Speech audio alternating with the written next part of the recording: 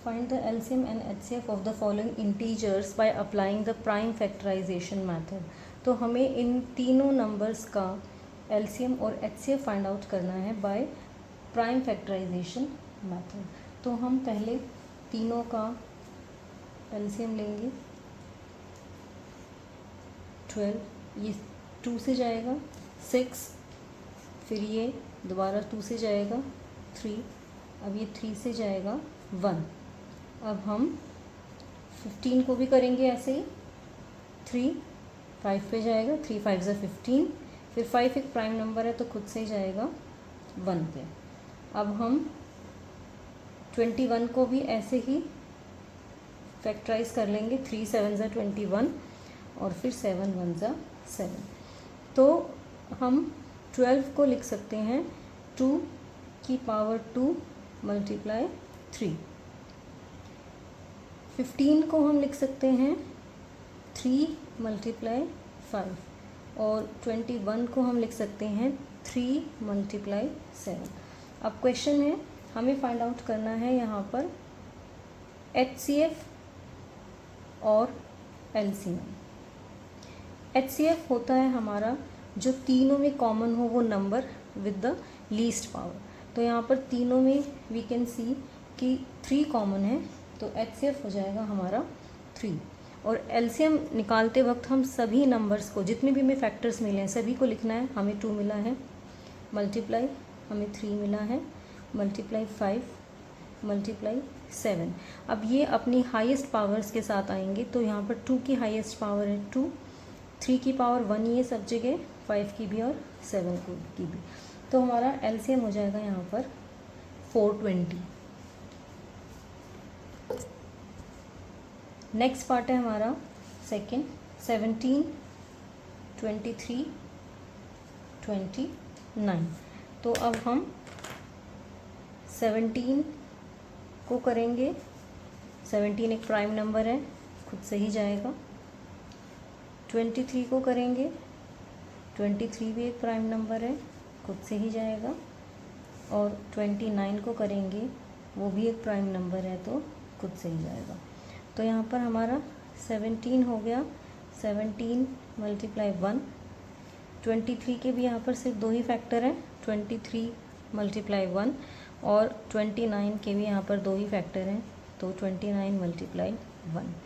तो यहाँ पर हमारा HCF जो तीनों में कॉमन है, तो तीनों में हमारा 1 कॉमन है, तो HCF हो गया 1. और LCM हो जाएगा हमारा, सभी नंबर्स को हम एक बार लिखेंगे, 17 मल्टीप्लाई 23 मल्टीप्लाई 29, और आंसर आ जाएगा हमारा 1 1 3 3 9. अब हम नेक्स्ट पार्ट करते हैं. 8 को हम फैक्टराइज करेंगे. 4 ये 2 से जाएगा 4 पे, 4 को करेंगे अगेन 2 से जाएगा, 2 को फिर करेंगे 2 से ही. सिमिलरली हम यहाँ पर 9 को करेंगे, ये 3 के टेबल से जाएगा, अगेन 3 आया, 3 को 3 से ही करेंगे. 23 इट इज़ 25 को करेंगे, ये 5 पे जाएगा, 5 5 ज़ा 25, 5 1 ज़ा 5. तो 8 को हम लिख सकते हैं 2 मल्टीप्लाई 2 मल्टीप्लाई 2 मल्टीप्लाई 1. 9 को हम लिख सकते हैं 3 मल्टीप्लाई 3 मल्टीप्लाई 1. और 25 को हम लिख सकते हैं 5 मल्टीप्लाई 5 मल्टीप्लाई 1. तो यहाँ पर HCF सिर्फ 1 तीनों में कॉमन है, तो HCF हमारा यहाँ पर 1 हो जाएगा. और LCM में हमें सभी नंबर्स को लिखना होता है उनकी हाईएस्ट पावर्स के साथ. तो यहाँ पर हमारे जितने जो फैक्टर्स मिले हैं वो 2 है, 3 है, 5 है और 1 है. 1 को लिखने की ज़रूरत नहीं क्योंकि 1 से मल्टीप्लाई करने पे सेम ही आता है. तो 2 यहाँ पर 3 बार आया है, तो 2 की पावर 3. 3 भी हमारा यहाँ पर 2 बार आया है, हाईएस्ट पावर है 2, और 5 की भी हाईएस्ट पावर है 2. तो ये हमारा आंसर आ गया 1800.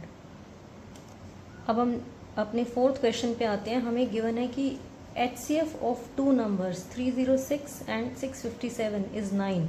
हमें इनका LCM फाइंड आउट करना है इन्हीं टू नंबर्स का। तो यहाँ पर हम पहले 306 को A मान लेते हैं और 657 को हम B मान लेते हैं। तो हमें इन दोनों नंबर्स का HCF गिवन है 9, हमें इनका LCM फाइंड आउट करना है। तो हम यहाँ पर फॉर्मूले का इस्तेमाल करेंगे। वी नो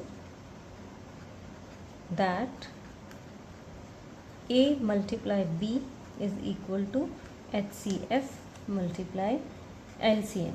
तो A की वैल्यू पुट करेंगे हम 306, B की वैल्यू पुट करेंगे 657, HCF हमें गिवन है यहाँ पे 9 और LCM हमें फाइंड आउट करना है।